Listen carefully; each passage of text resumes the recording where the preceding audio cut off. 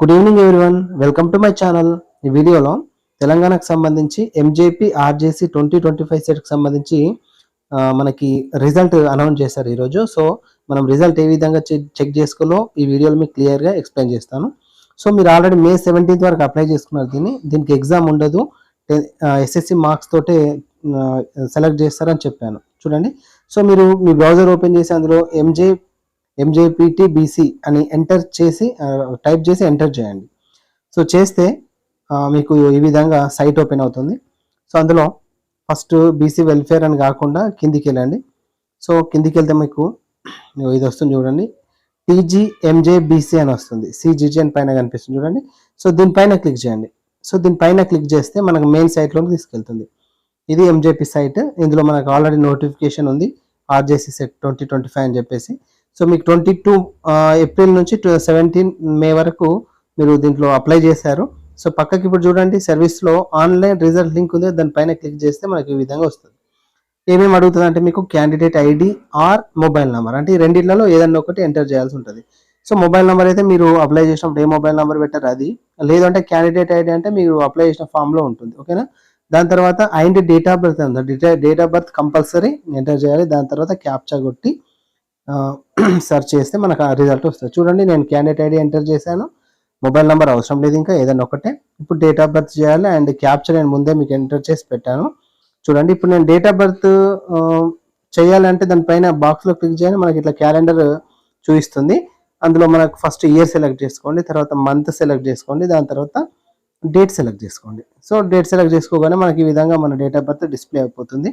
So capture enter చేసిన తర్వాత కింద గెట్ రిజల్ట్ ఉంది కదా, దానిపైన క్లిక్ చేయండి. సో గెట్ రిజల్ట్స్ పైన క్లిక్ చేయగానే కింద మనకు చూడండి, కింద మనకు రిజల్ట్ వచ్చేస్తుంది. ప్రింట్ అని చెప్పేసి ఇక్కడ మనం ప్రింట్ తీసుకొచ్చి సిస్టంలో అయితే ఇక్కడ మీకు సెలెక్ట్ అయ్యారా లేదా చూపిస్తుంది. సో మీ నేము, మీ జెండరు, మీ గ్రూప్, తర్వాత స్టేటస్లో సెలెక్టెడ్ అని వచ్చింది, అంటే సెలెక్ట్ అయ్యారు. ఎట్లా బోర్డరా నాన్ బోర్డరా, ఇక్కడ నాన్ బోర్డర్గా సెలెక్ట్ అయ్యారు. బోర్డర్ నాన్ బోర్డర్ మళ్ళీ చూద్దాం. ఎక్కడ అనేటువంటి కాలేజ్ కూడా అక్కడ ఇస్తారు, వాళ్ళ అడ్రస్, వాళ్ళ ఫోన్ నెంబర్ కూడా ఇస్తారు.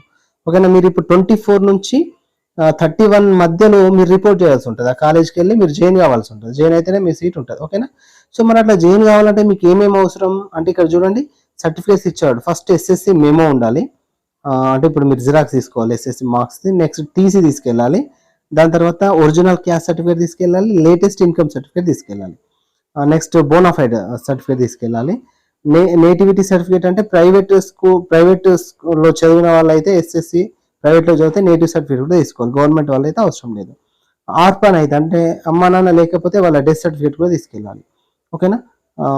నెక్స్ట్ ఒకవేళ బోర్డర్గా సెలెక్ట్ అయితే మీరు అంటే ఇంతకుముందు ఎక్కడ చదివారు, ఎంజేపీలనా, బీసీ వెల్ఫేర్లనా, సో దానికి సంబంధించినటువంటి ప్రూఫ్ ఇక్కడ మీరు ప్రొవైడ్ చేయాలన్నమాట. అంటే బోర్డు మీరు ఎంజేపీలో అయిన వాళ్ళకి కొంచెం వెయిటేజ్ ఉంటుంది కాబట్టి వాళ్ళు ఇది ప్రూఫ్ అడుగుతారు. ఓకేనా. ఎంజేపీ, బీసీ వెల్ఫేర్, రెసిడెన్షియల్ అయిన వాళ్ళు ఖచ్చితంగా ప్రూఫ్ సబ్మిషన్ చేయాలి. తర్వాత Aadhaar card, 3 passport size photos. ఓకేనా. ఫిజికల్ ఫిట్నెస్ సర్టిఫికేట్ కూడా. సో డాక్టర్ దగ్గరికి వెళ్తే అండ్ మీకు ఫిజికల్ ఫిట్నెస్ సర్టిఫికేట్ ఇస్తారు. సో తీసుకోవాలి. నెక్స్ట్ ఇవన్నీ 3 సెట్ల జిరాక్స్ కాపీలు తీసుకోవాలి. 3 సెట్లు తీసుకొని మీరు కాలేజ్కి వెళ్ళి రిపోర్ట్ చేస్తే మీ సీట్ అనేటువంటిది కన్ఫర్మ్ అయిపోతుంది. ఫీజు కూడా 1000 ఒకటి రిఫండబుల్, ఇంకోటి నాన్ రిఫండబుల్. ఓకేనా. ఆల్ ద బెస్ట్ అండి.